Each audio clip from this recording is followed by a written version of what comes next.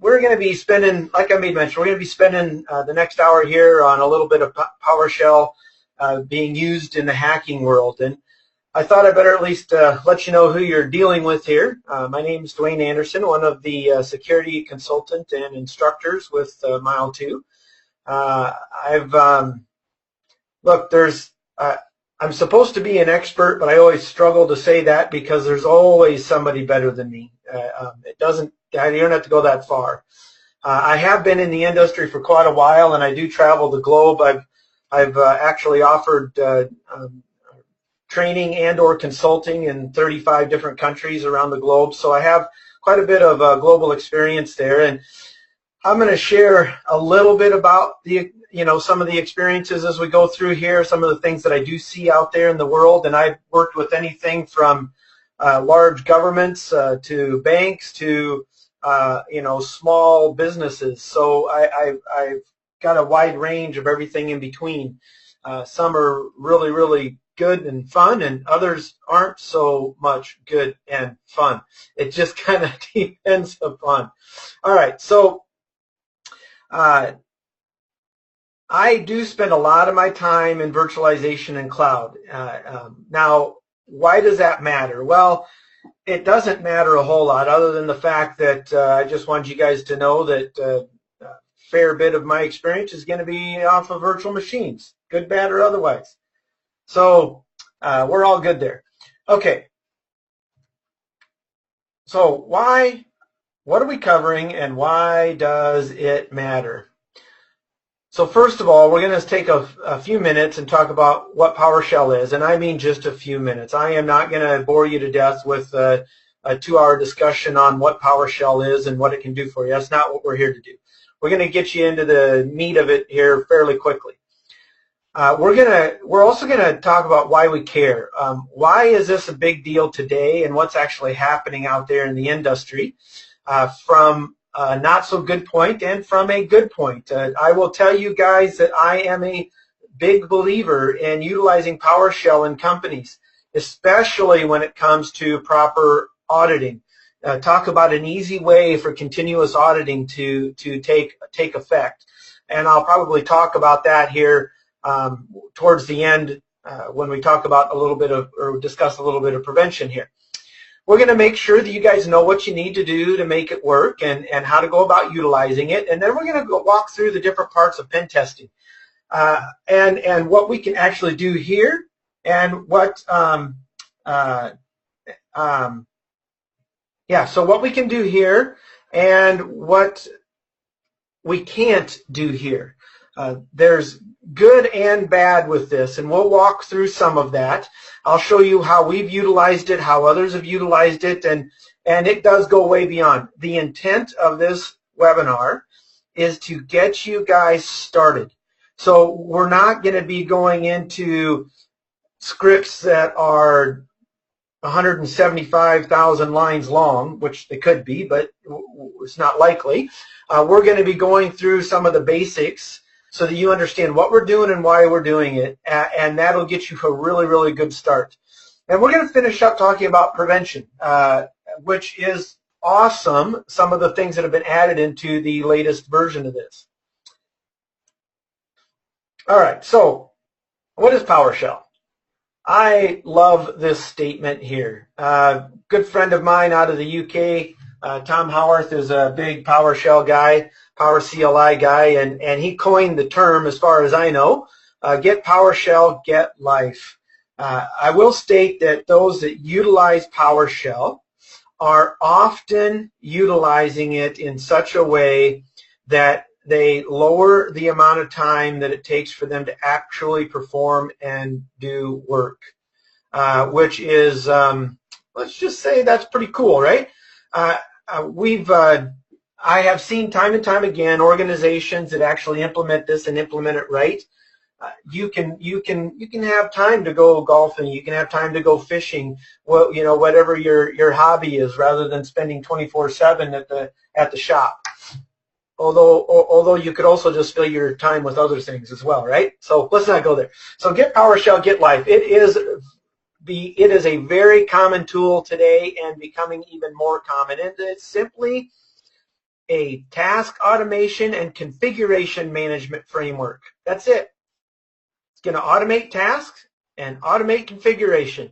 It allows us to do everything from changing settings, adding users, adding machines, changing configurations on systems, in Active Directory, whatever the heck you're dealing with. I utilize Power CLI all the time when configuring VMware virtualization, VMware vSphere. I love that tool. It really saves me a ton of time. I use scripts for many of those components. So this goes way beyond just a Microsoft product. There are a lot of other tools, and it's interesting to take note that this was made open source and cross-platform just last year. So we're going to continue to see this expand, good and bad, right? Continue to see this expand, both good and bad. Okay, so why do we care? I could have went to a lot of different reports. I just decided to grab the Unified Threat Report from Carbon Black. There's a lot of good organizations out there. Carbon Black is one of many. And they had seen in last year, 2016, 38% of the incidents reported by their partners had utilized PowerShell. That is fairly significant. This is not 5%, 10%. We're talking 38% of the reported incidents, so who knows about the unreported, had made use of PowerShell. Very interesting. So during those investigations, 68% of the companies responding partners encountered PowerShell. Almost a third reported getting no security alerts before the investigation of incidents related to scripting language.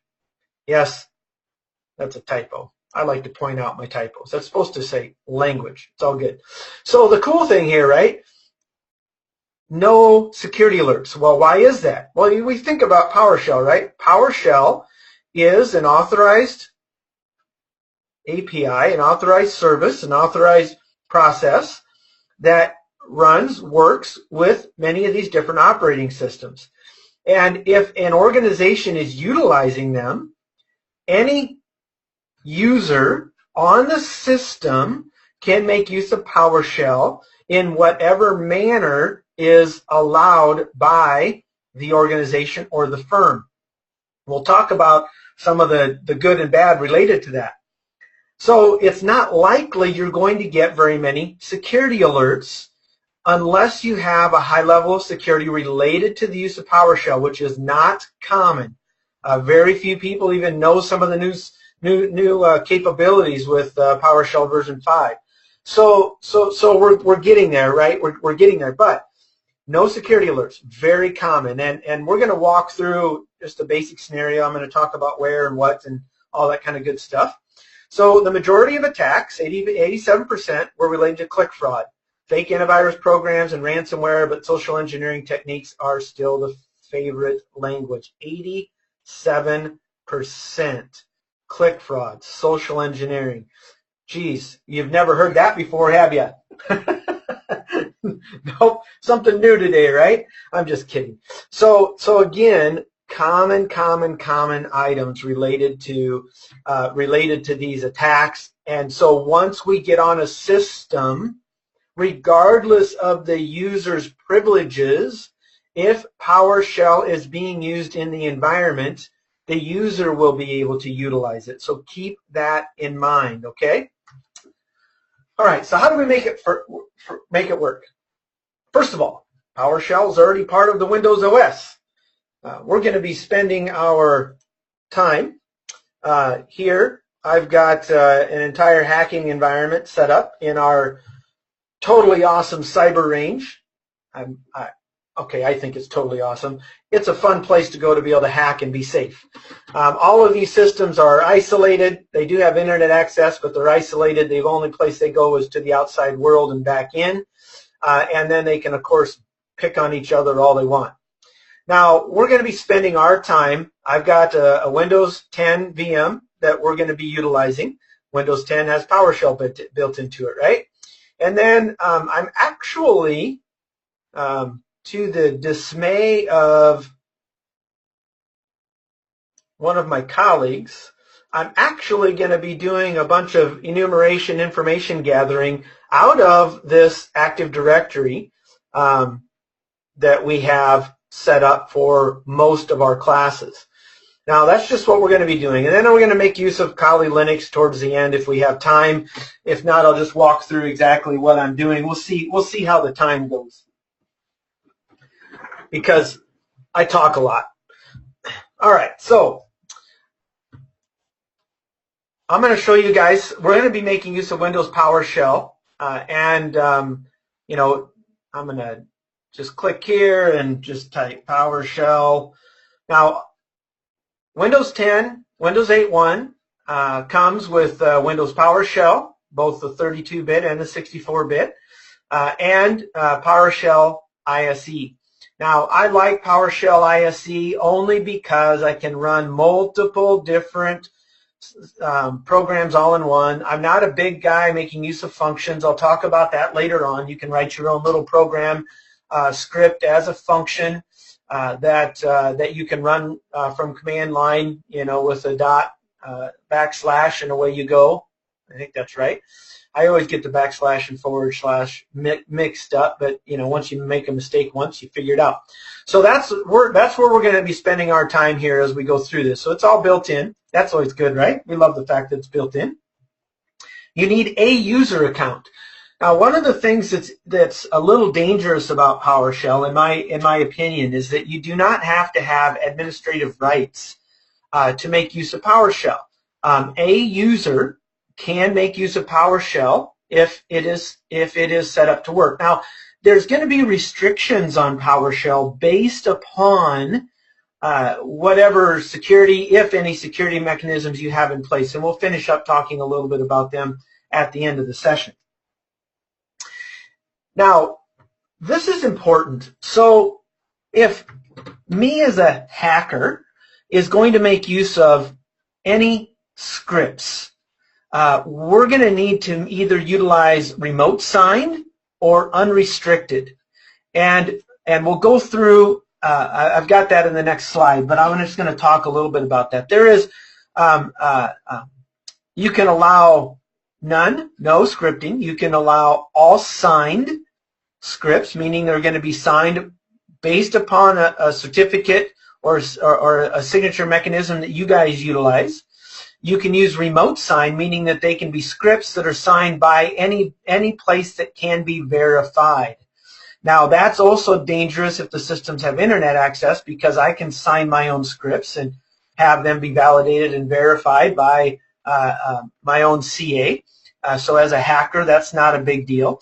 But I most commonly see companies that are utilizing PowerShell. They utilize the unrestricted scripts, and it's real simple. Individuals that love and use PowerShell are constantly improving the scripts, are constantly changing the scripts, adding new ones. It is a real pain in the backside to go through the signing process on every single little change you make inside of a script. So I don't see it limited very often. I see it unrestricted more often than not. Now, I will tell you that in the banking industry, most banks, not all, but most banks do have them signed, especially when we're getting into specific areas. They will require them to be signed or on specific systems. Now, the thing is that some people might say, well, we're not going to allow unsigned scripts to run or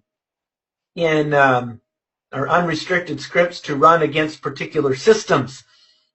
So we're going to reduce that. And that is a benefit. That will help some, but that is not the common. That is not the norm because of the difficulty or the time it takes.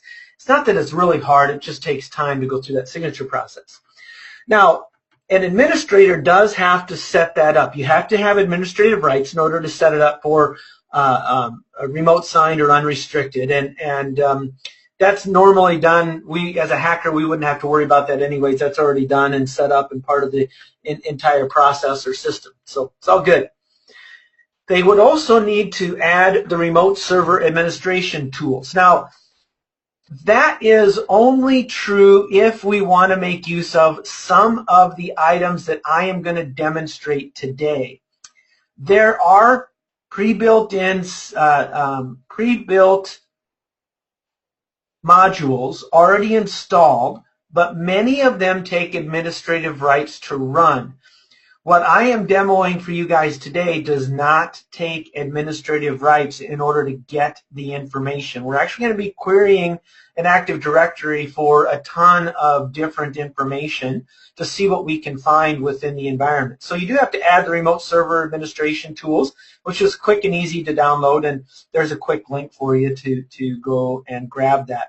And like I said, we are recording this, so we will make this available for you guys after and sometime later this week after we get everything set.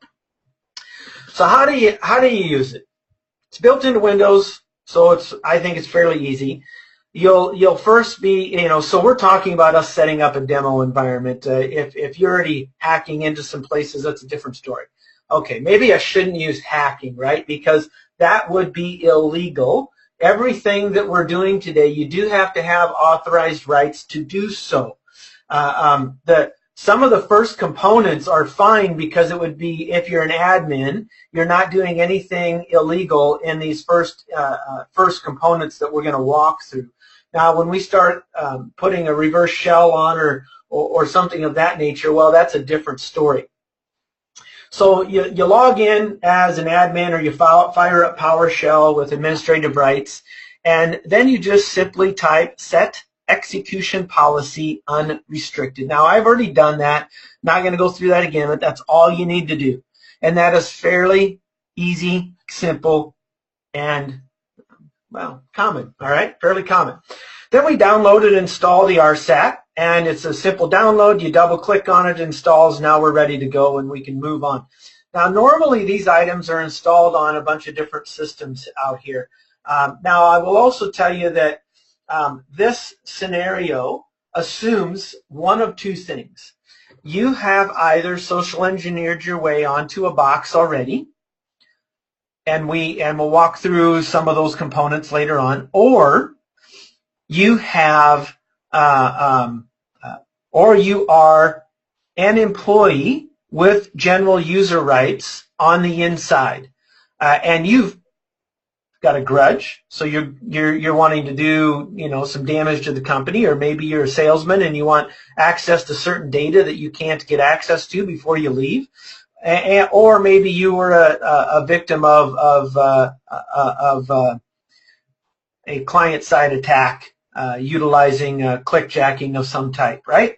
So there's a lot of different options out there, but we are going to need, because you're not gonna run PowerShell from home to a system that you don't have access to. That's obviously not going to happen. So we're talking about inside of an organization first. You got to be inside the organization first. And then we need to understand some scripting variables, and then we're going to go through some of them here in a moment. So we're going to walk through different parts of the pen testing here. So first of all, can we do information gathering? Well, yeah, but for what we're doing, it's an absolute waste of time. We don't need to mess with it, okay? We're just going to go right down to enumeration. We don't need to do scanning. We don't need to reach out and touch the system, because as a general user, you have rights to query Active Directory. And you can query Active Directory for a ton of information. That is what is really cool. So we're going to be spending our time on enumeration. We're going to demo a simple attack that, as an insider, is actually pretty darn easy to do. And we'll discuss leaving a backdoor. If I get to demoing it, we will. Otherwise, I'll at least explain it. And we'll clear some event logs for the fun of it and all that kind of good stuff, right? So, are we having fun yet? So we're going to go through and do some enumeration. Now, first thing we have to understand is get statements. Get is just that. We are asking for information. We are querying something to gain a little bit of information. When it comes to Active Directory, any user can query the AD for said information. It's not quite the same when we're dealing with other systems that we may or may not have access to remotely. If we don't have rights to be on the box, we won't be able to query said box. And there's a few other things. For example, I cannot get event logs as a general user. I would have to be admin. Okay? So the get statements are very important to us, and we're going to gather a ton of information to be able to demo what a simple attack that we've done inside systems multiple times and had fairly decent success as we're learning more about it. Okay? All right. Next, get the AD user. All right, that makes sense. We're going to gather information about the Active Directory user. We're going to gather information about the computer. We can even talk about get service. Now, get service does require you to be an admin. All right, so we do have to be an admin in order to make that one happen. So before we even start getting the service, we've got to figure out how we can become an admin. All right, so what I want to do here is roll you guys through a few different options as we are and explain what's going on so you can kind of see what we can and cannot do here. All right, so I'm in my Windows 10, and I want to point out two things. I have two different Windows PowerShell ISC items open. This one, as you can see in the upper left here, is being ran as an administrator. All right, so we're not going to utilize this one to start with. Okay, I am going to utilize a general user, and you know it's a general user because it does not say administrator in front of it. Okay, now a general user, as I made mention, you can see down at the bottom I'm logged in as student 100. Woohoo! So I'm the 100th most important person in the company today, which is sad because there's only 10 of us. Come on, that was funny. I'm just messing around. It wasn't that funny. All right, so what we're going to do here is I got some different scenarios that I've laid out, and yes, I did just make it easy on myself by making it so I can copy and paste here, and I could just run the whole thing. This is a scripting tool, so I could just run all of these. I could comment some of them out and do what I needed to. We're going to start with getting user details, and that's what my plan is to kind of dig through this. So the first thing I want you to understand is we're running as a student 100, and I'm going to simply utilize the get AD user command. And the dash filter, I could filter by a lot of things, and I'll demo some of that. But we're going to get all of the details for every, well, not all the details, that's not true. We're going to actually get all users, and it'll return just a few details back here. So I'm going to press enter here, and I'm going to let it finish, and then we'll go take a look at what I've done here. So this bottom one, let's just look at this. So we can see the distinguished name for an account that's not mine, right? We can see that this is enabled. That's cool. The given name, service account, well, SRVACCT, right? Short for service account. Name, the object class, it is a user, okay? User. Now, scroll up here. I probably should just, I think I'll wait and do the another command another way because it'll take me too long to find what I want. We got our object, we got our SAM account name, our SID, and don't have a surname there, and user principal name. All right, cool. That's pretty normal stuff. I think you could have guessed most of that just being part of the organization, right? That sounds pretty normal. Well, let's take a look at more of the properties. Okay. All right, so we're going to look at all of the properties here for student 25, and then we're going to see if we can take a look at the same for the administrator account, okay? there is some good information in this, and there are a ton of properties here. This is not just a one-stop shop and a small, quick item here. All right, so here's student 25. So we have, if there's an expiration date on the account, when the account expires, you have to go look up those numbers because I can't tell you exactly what it means. I got to go look it up with Microsoft. It's all good. The account lockout time, there isn't one right now. Account not delegated. Okay, that's cool. Allow reversible password encryption. Now, this is an interesting one.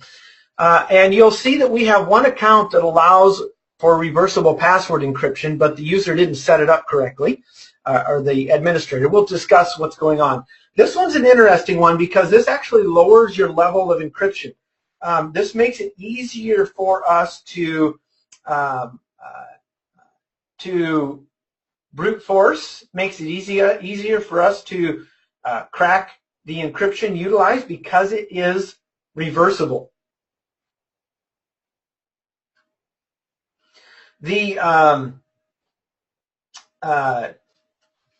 So we like to look for allow reversible password encryption just because it can make it easier. There's also a tool called RVdump that you can download and run that you can actually dump the reversible password encryption in clear text. It's an interesting tool. It's not. I'm not going to tell you it's the easiest thing to work, but it is kind of interesting. All right. So, what else do I want to talk about here? There's a couple of other items. If you have a bad password, bad login count, it'll record those here. Notice here that the user cannot change the password. Well, that's good news for us, right? We don't have to worry about that happening in the future. That's I always like looking for those things. What else might be interesting in here? Display name, all good. Does not require pre-authorization. Well, that's bad. They do require pre-authorization. That'd be kind of nice to know if there was an account that did not require pre-authorization. There's a couple of other items I was going to point out here if I get down to them. Whether or not they're locked out. Oh, that's good. They're not locked out. Last log off, bad password attempt. Last bad password attempt, at least it records those things. It's kind of interesting. MNS log on account. Not a big deal there. Let's see, what else did I want to talk about? I know there was something else that I wanted to point out. And it might come to me as I look down through here. Password's not expired, that's good. Last set, never expires is true. Password not required, I always like to look for those. In this case, that is false. I'd like that to be true, but that's not the case. All right, so let me see. Is there anything else here that I want? Just kind of looking down through these, you can see there's a lot of information here. Whether or not it's trusted for delegation, trusted to auth for delegation, so not happening there. All right, I guess we're going to be good enough. So there's a lot of information here. So what I'm going to do now is we're going to roll through. Let's just do a quick up arrow here. And let's, instead of student 25, let's see if we can get that same information for administrator. All right, well, that's good to know.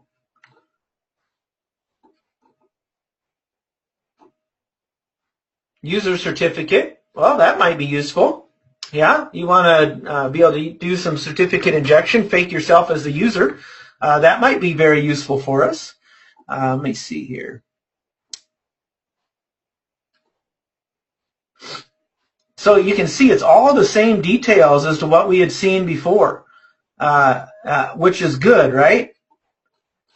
I know what I wanted to look for. Just looking to see if it's trusted for delegation. It is not.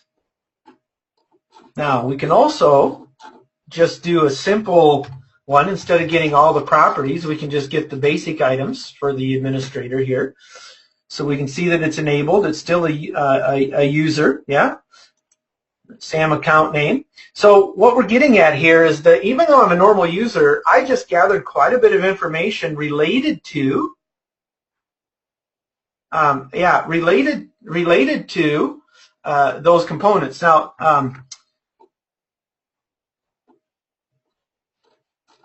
yeah, that's a good example as well.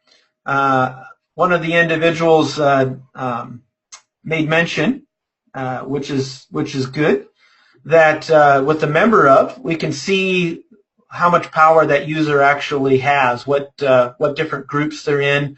That's a good one to be looking at as well. I completely forgot about that, so I appreciate that. It's good stuff here, right? A lot of good information that we can gather from this. So let's go down through here and just talk about what's happening on these next items. So to get AD user, we can use this filter command, and we can filter for any of the properties that were listed in that long list to make our job easier. So we're going to take a look at and see if there's any users that have the password not required equal to true. Well, if there was one, that might be kind of nice, right? Oh, we got one. And of course, it's the guest account, and it is not enabled. So that's going to be a waste, right? But boy, that would have been awesome if we would have found someone that said password not required. We started thinking about different services that some companies have running, and the different service accounts. There are organizations that have service accounts that do not require a password due to the particular application that they have running. Usually they're a little older in nature, but it is the case and could possibly be the case. So we do want to look for that, and look how hard it was for me as a normal user to go find that particular system. And of course we don't know what they're a member of, what kind of power they have. Of course we can see that one here, but you start thinking through the enumeration process here. We've got a lot of items here. Now we can also do just the opposite here. We can actually look at a particular user and validate its property to take a good look at that particular user. So what happens is when you run this particular command, we're going to get all of the normal items that we gather when you do a standard get AD user, but we're also going to add the property password not required. So notice it did come back, distinguished name, given name, all that stuff, but it also included the password not required set to true. But sadly, like I said, this one is enabled to be false. Well, I made mention that, about this filtering. I made mention about the allow reversible password encryption. So let's go ahead and do a filter for that, shall we? I'm glad you guys are saying, yeah, Dwayne, let's do that. Let's test that. All right, so here you go. We just did a allow reversible password encryption, and there was one user, that service account, that has that actually set to true.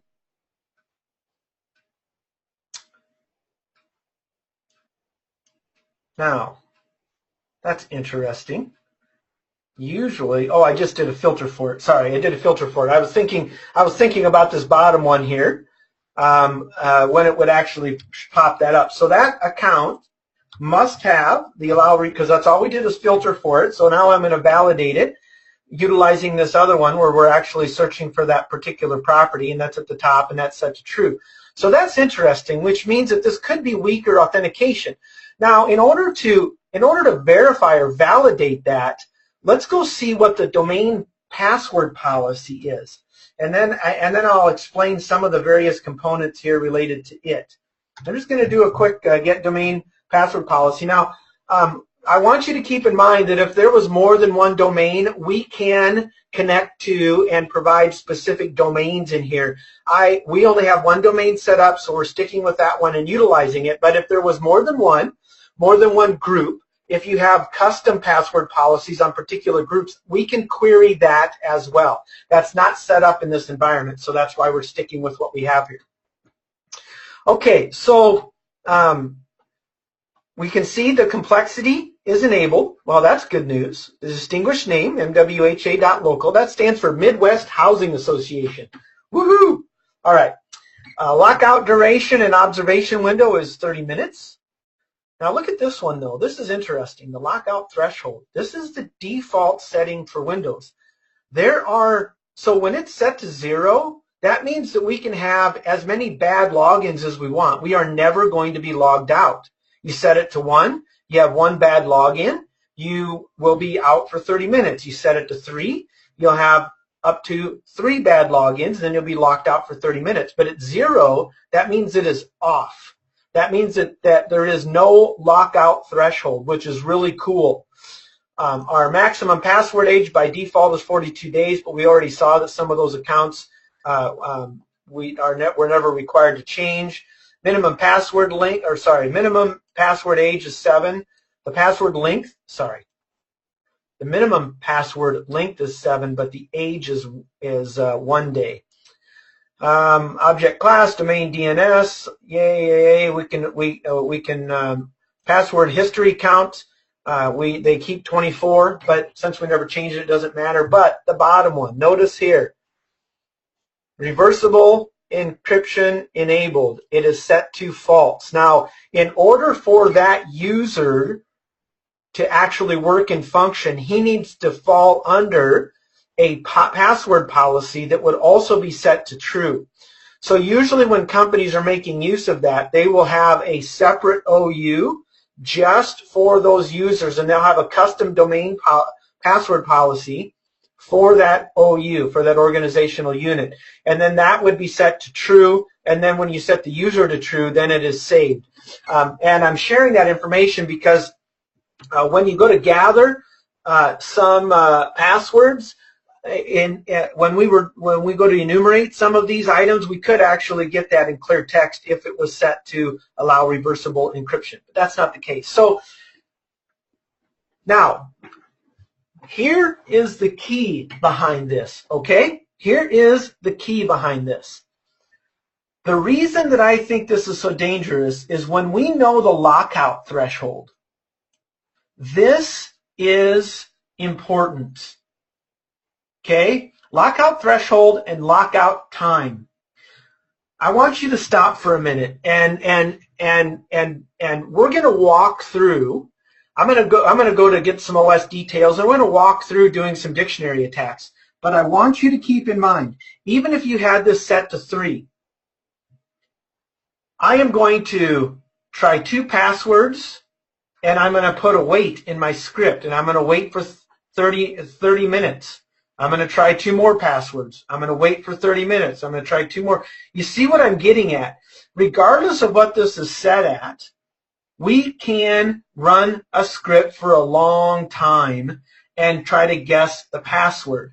We know the password, minimum password length, and if we have any idea about the organization and its people, the bigger the company, the more likely you're going to find some passwords, right? Just use the top 100 passwords. You will find somebody utilizing them. I can almost guarantee it. We do every time. So it's just kind of an interesting thought process behind what is happening out there and what can be done. So we're just going to walk through some of that. All right, so we've talked about getting the user details. Let's go take a look at the operating system. Now, in the operating system, they have get AD computer. And yes, we are communicating with the AD because some of the items that we would want to do specifically to a system does require administrative rights. So we're not going to go there. So let's take a look at get AD computer with our filter asterisk, just like we had done before. So there's a ton of computers in here. We'll just look at this bottom one because it's easy. All right, so we got the distinguished name. It is enabled. The host name. It is a computer. Nothing special there. Let's go see what else we can find out. So let's take any of these systems. I don't know what system I want. Let's do VRA-1, shall we?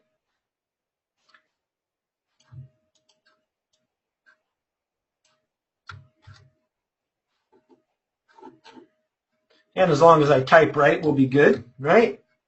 Let's come over here and let's VRA-1. Remember, this is Windows, so it is not case sensitive. If we were working in Linux, it would be. So let's see what we find. So here's VRA-1, and this is all the information that is actually in the Active Directory. All right, so I'll scroll down here. There's a couple of things talking about enumeration yeah. All right, so cannot change password. Oh, that's good. We can change our password, our common name. Here's our, I can never say it. Anyways, that name.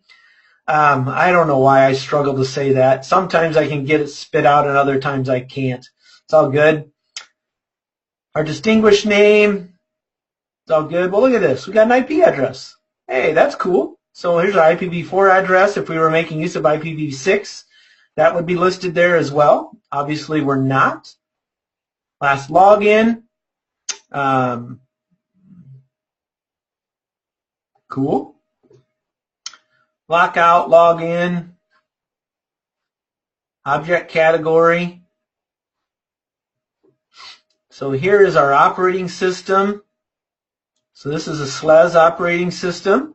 This happens to be VRA-1. This happens to actually be a vCloud or a vRealize implementation. They're running on a SLES OS. The service pack is unknown. The operating system version is 11, so that's good to know. Primary group ID. Lots of good information here, don't you agree? We've got quite a bit of information. Now, let's just talk about hacking systems here and what we're going to want to look for. So this next item, I'm going to go ahead and first paste it in here, and then we'll talk through this. So we're going to gather every VM. We're going to gather every property. And then we're going to list this in a format. So that's a pipe command. We're going to pipe it to a format table. And we're pulling out the name, operating system service pack, and operating system version. And that is what we're going to take a look at. Scroll over here.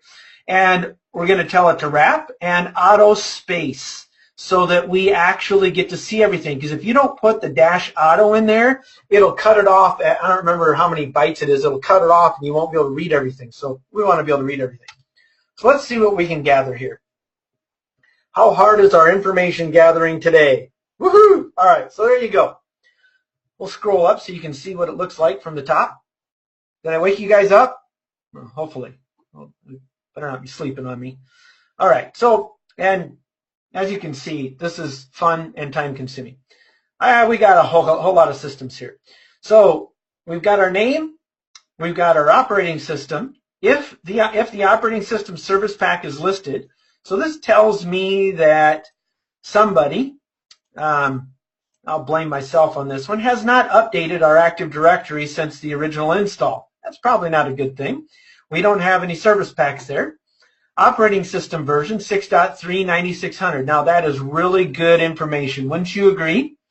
Now if I'm working as an insider, gathering this information is fairly easy to give to someone that's more skilled. Or they'll, okay, now that I know what you guys have in there, here's what you need to do to crack into it to gather that information. Right? So you can roll down through here and see a ton of good information. MWHA, MPT. Oh, that was a interesting one. So we got a couple of multi-point server 2012 premium. That's kind of cool. Windows 7 Enterprise. A couple of SLES. There's some unknowns. So they couldn't, the ESXi hosts don't register the proper information. But that's interesting because it does say likewise open 6.2. Now that is interesting. So because I'm a virtualization guy, I know that that means that this is version 6 update 2 that's installed on that particular ESXi host. So that's kind of cool. So even though it doesn't tell me, I just did some enumeration there, and I could go gather more information if I needed to. So you scroll down through and see all this. Now that's kind of cool. Now let's just say that you and I are going to say, well, we want to actually go right in and look at the 2012 servers. So what we're gonna do now is we're gonna simply do our filter for operating system equals to Windows Server 2012 R2 Data Center, and we're looking for properties, all of those properties that we had listed before, but we're only looking for that particular operating system. So there we go. Here's all those systems that have that unique operating system. Well, you know what? That's not quite enough because I need IP addresses.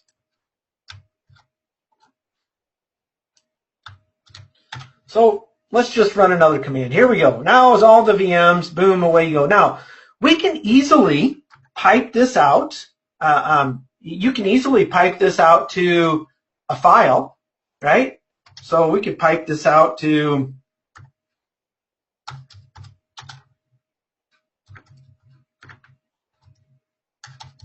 systems.txt.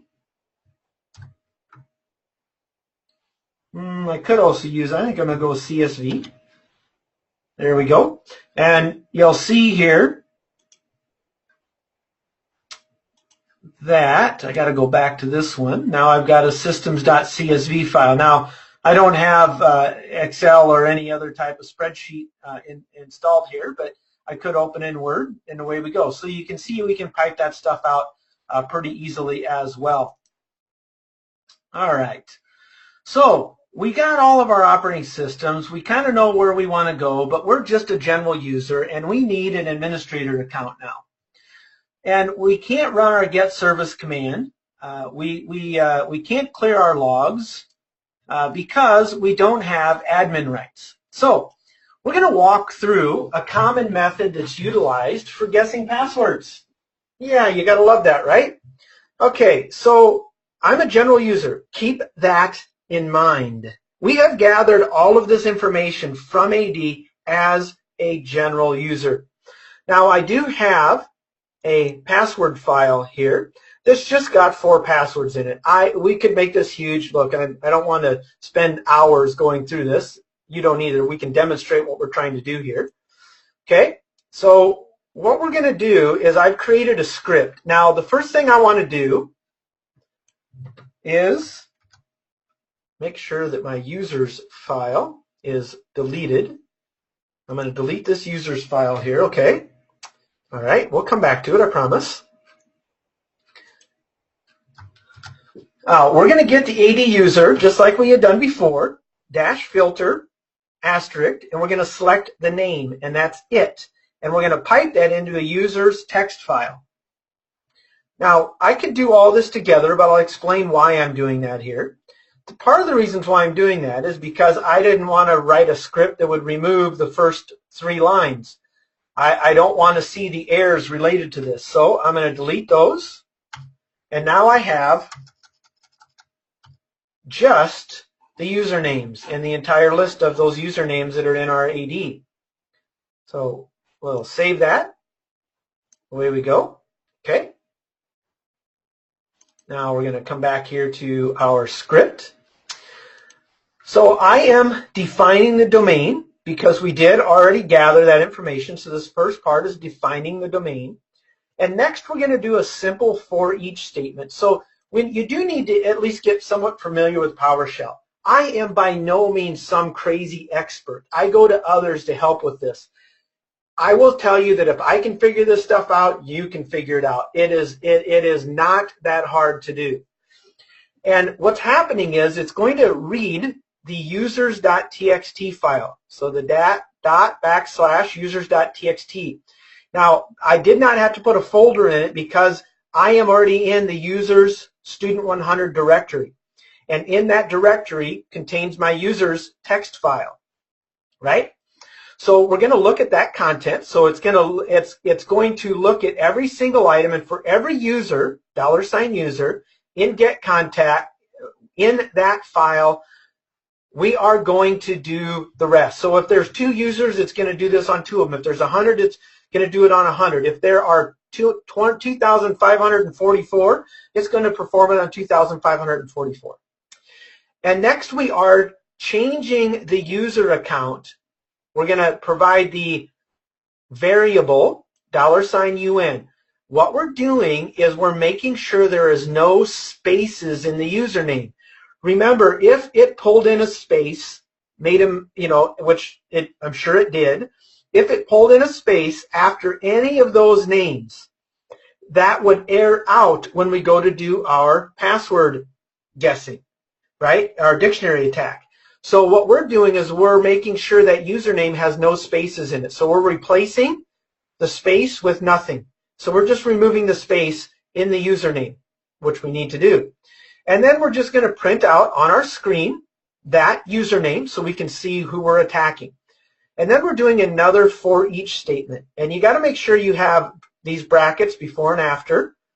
And before and after, they got to be in there, otherwise it's not going to work very well. All right, so in this for each statement, now we are going to look at every password. So if we had 5,277 passwords in our password file, it would run through this for each statement for every user 5,277 times. And fortunately, there's no lockout on the users, so we don't even have to worry about time. We don't have to put a wait statement in here, because normally we would do this twice, and then we would wait. So or 3 times. For every third time, we would put a wait statement in here, and you can do a counter and set that up. It's not hard to do. It's another fairly simple process. All right. Now, this next items here, you would end up having, like me, I'm not an avid PowerShell user. I had to go look these items up in order to, when we first started doing this, I didn't know what any of this stuff was. I had to go look it up. So I'm doing the exact same thing with the password, making sure there's no spaces in there on every single one of them. And then we are defining the system directory service account management context type as domain. We're going to be utilizing the domain for our account management context type. And then we're creating a new object within our Active Directory under account management, and we're utilizing a principal context format. Now, I'm not going to sit here and try to tell you all of the details, what's actually happening here. In the end, we're attempting to create a new object within our AD. Now, we're not going to actually finalize the creation of that, because before we actually finish the creation of the principal context, we're validating the passwords, but then we never actually create the new object. However, this is going to have a ton of logging if set up correctly. So I'm going to show you a secondary method utilizing some executables that are built into PowerShell that do not log near as many details and are easier to bypass loggers. All right, so hide yourself. And so now we're going to utilize, so we're creating a new object, based upon $CT, so it's domain context type account management. And we're defining the domain, which is the MWHA. We have to have that as well. And then if and only if this equals true, so you're going to run the $PC, yada, yada, yada, and which is going to be either a true or false. So the username and password is either going to be valid or it's not. And what I've done is I've created a simple if statement. If it's true, tell me it's true. Otherwise, don't do anything. That's all that I'm doing here, all right? So you got all that, right? Let's see what happens. And of course, we know what we're doing because we have it in our account, but just to show you here. So, woohoo, we're testing every single account with all of the passwords in our password file, and only those accounts that have the password, that we have the correct password, does it respond. So now we know all of the different accounts and the user accounts and passwords. And one that's interesting is this one here, the administrator account. We now know the admin account. Woohoo! Yes, this is a it's a pen testing environment, so of course it's an easy password. All I'm getting at is that if you know your people well enough, you can build a good dictionary file. There's a lot of good dictionary files out there. When you run this in an environment, it is very likely you're going to find some account passwords. Not all. Of course, you're not going to find all. You'll find some. The larger the environment, the more passwords you'll find. It's really interesting how positive this can work. And I just did all of this as a normal user. Now, isn't that cool? Woohoo! Now, and if you're not logging or monitoring everything that's going on within PowerShell, monitoring for that, you're not going to even know this is happening.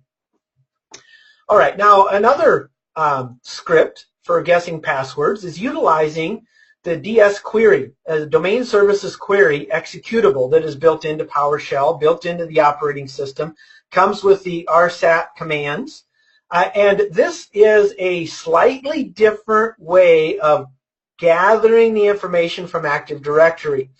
These executables are designed specifically to do a ton of different information for us related to gathering, changing, editing, whatever it is we want to do within AD. Now, this was actually designed before the AD commands I just demonstrated. Administrators have been utilizing these for quite some time. Now, we can do the same thing here on this DS query, outputting it to user.txt. Now, I'm going to go and delete my user.txt file now. Well, that's users. What did I name this one? No, still the same thing. So just going to delete that so I don't have any issues. All right, and then again, another for each statement, and we're getting that content. So the exact same thing we did before, except now we're actually going to be utilizing the dsget command. The dsget command is slightly different. So when, let's just do a, let's do a quick dsget, and we'll just use user, administrator. Okay. Because, now why did that just fail? I was just going to try to do a simple, oh, wait a minute.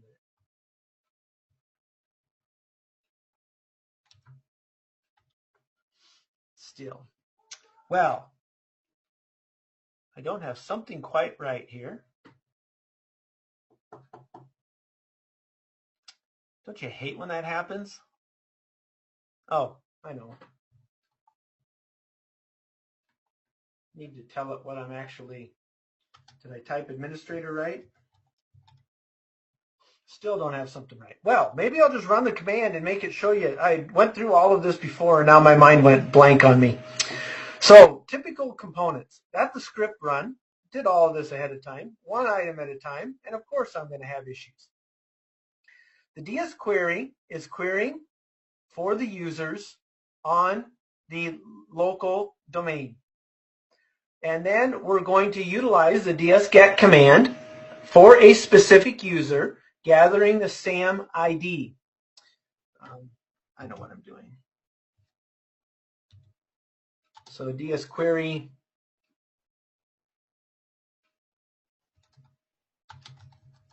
well, let's just do it this way. So here is the, with the DS query, the command, that you're going to get all of these lengthy F2DNs. So this is what I've done wrong. I forgot about that. So these are your domain names that are built into the environment. And dsget is actually going to, so now if I do the, and that's what I was doing wrong. It doesn't, you have to have that name in order to make it work. Okay. So now with the dsget command, we're going to be able to see the SAM ID, and this has 3 entries. Now, the reason I wanted to show you this, and I forgot to run the DS query first, I apologize. So the reason I wanted to show you this is so that I could explain what was happening here. Now that we have the SAM ID actually produces 3 different results. And this is SAM ID is the first one, and that is 0. The actual name is 1, and the ds_get succeeded is 2. So when we look at assigning a particular variable, we want only the username, student49. So we do not want 0 or 3, we just want number 1. And just like we did before, we're going to replace the spaces with a null. We're going to write out that SAM ID so that we can see what it is, and then for every password in the get content, so just like before, going through that same process, but now we're utilizing ds_get, which is not logged in PowerShell in the same manner. This is a different component. We're not trying to add any new objects. We're simply getting the user items and validating and verifying that they are who they are. Now what happens is that we're just going to null this out, so it's not going to produce any information, but we're going to be able to utilize the final code, which could be like an error code, the null code, true or false. And anything that produces a true, the $? is going to write out and give us the information. This is just a slightly different way of producing the exact same stuff. So here we go. And now it's testing. In this case, it tells us every account. Those that we guessed, it produces the password, and those that we didn't, it doesn't produce the password. Exact same manner, a little bit more stealthy than what we had before. Kind of cool, right? Yeah, woohoo! So here we are hacking away. Now, it's already past my hour. So what are we going to do here? Well, I'm going to show you a couple of different commands. First of all, getting OS details. Can we, now that we know administrative accounts, of course we can get services of any system that's actually up and running, right? So let's just see if we can run that quickly as the administrator. Well, let me see here. I think, there we go. We'll try it on a different computer name. And of course,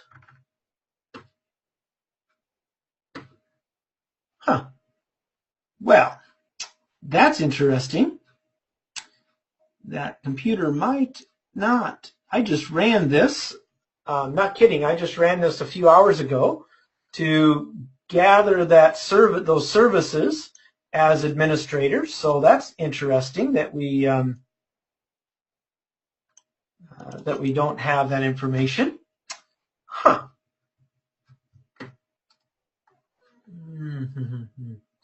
Well, let's go ahead and isn't that interesting? So maybe I need to open this again as a try to get the event log for that system. See, it's not allowing us to run it all of a sudden. So I am going to actually close this off, and we're going to open a new one as administrator. Something has changed there. Maybe my session timed out.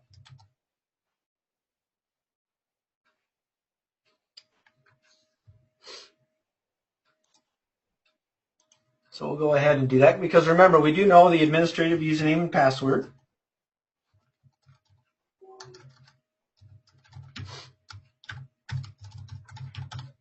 Hopefully it was just a timeout session.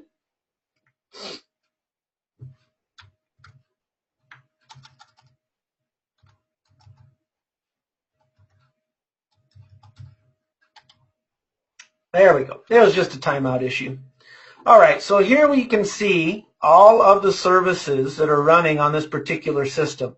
I just wanted to show you that now that we have that, boom, we can get that information. We're querying directly that particular VM. And we can also, I'll come back over to my normal session here and go to the event logs. Let's go ahead and see about getting event logs. And this is on an RDP session, a multi-point server. We're just going to gather that information quickly.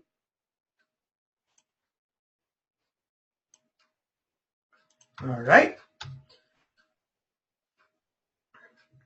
And we're looking at the newest 10. So here's the newest 10 security logs that have been in there in that particular time. So we take a look at at the time frame here, June 27th, 10:04, 10:04, 10:03. So we've got that understanding. Now we're going to actually pull back and grab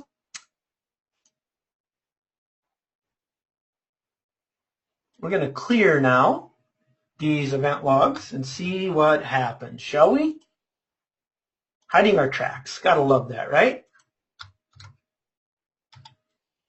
All right, so it says that it finished because there was no errors. So let's see about getting those. Wow, look at that, 10:06 instead of 10:04. So you start seeing, okay, those quite interesting. Now we only have, and if an account was logged off, logged in. So we can see that things have changed a little bit here, and the only logs on there are the latest, newest logs related to what we had just performed here. So, and we could go back and mess around with that. All I'm saying is that this allows us to do it because we're administrators. We had to get to an administrative session. Now, I don't have time to show you everything here, but I do want to walk through setting up a persistent backdoor. So enumeration, not a problem. We're doing all kinds of fun getting usernames and passwords without getting caught. Now, leaving a backdoor, built into Kali is a little known set of tools called PowerSploit. And what PowerSploit allows us to do, now we do have to have access to a system. And here's what I want you guys to be thinking about. So when we find user accounts associated with particular systems that have RDP enabled on them, now we can RDP to that system. Usually that's a concern. We RDP to that system, and now once on that system, we can set up a permanent or persistent backdoor via PowerShell. Now, what we're trying to do here is leverage an unauthorized user of PowerShell to inject in memory a backdoor attempting to bypass antivirus. Now, I'm going to show you guys the PowerSploit. PowerSploit is available in GitHub from PowerShell Mafia. They have antivirus bypass, code execution, exfiltration, setting up persistent systems. In other words, what will happen is you can actually migrate to a service that runs all the time and embed a DLL that will run with that service every time the system's either logged on to or turned on. So we get that particular component. Sometimes we can escalate our privileges there as well, and there's some additional reconnaissance that can be done. This is a really nice tool, and maybe in my next session, well, we do this actually in our class. So I was going to say maybe in the next session, but I'm planning on doing something else for the next session. But it's some good stuff here, and it's not hard to do. You use MSF Venom from Metasploit to create your package, upload it, download anything you need in memory. So we're running in memory, which can bypass antivirus. And we actually do antivirus bypass in our course, but I think in our next session, next month, we'll actually be doing an antivirus bypass session. So that's what we're going to try to do in our next session. We don't have the date or time yet. I'll get to that in a moment. Just be thinking, antivirus bypass is what's coming up. All right, so PowerShell Mafia with PowerSploit, some good stuff. All right, so how do we did the covering tracks here. Prevention. Sign all your scripts with X509 certificates and set the execution policy to all signed. That will prevent most of this from happening. They would have to be able to sign with your same certificates in order to run. That's going to be much more difficult to do.